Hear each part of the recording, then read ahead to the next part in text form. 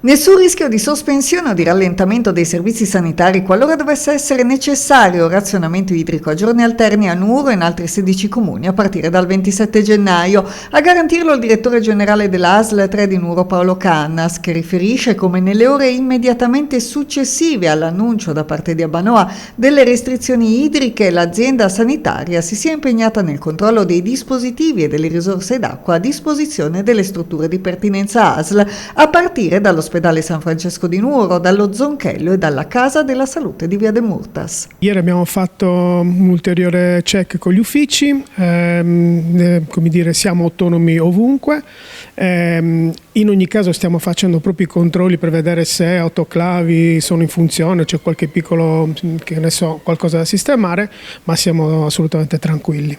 Intanto questo pomeriggio, nel corso di un vertice in provincia richiesto da Abbanoa per fare il punto con il territorio e con la protezione civile, i sindaci coinvolti manifestano preoccupazione, richiedono interventi tempestivi e risolutivi per ridurre gli sprechi e aumentare le riserve idriche.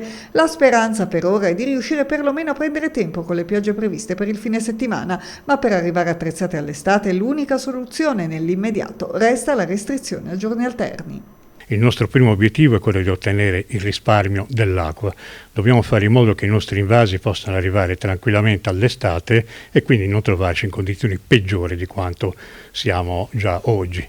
Questo significa che dobbiamo risparmiare almeno il 30% dell'acqua. L'esperienza in Sardegna, ma anche nel resto del paese, ci dimostra che una chiusura a 12 ore, sì, 12 ore no, praticamente ininfluente ai fini del consumo dell'acqua, a differenza di quella 24 sì, 24 no, che porta a un risparmio medio del 30%.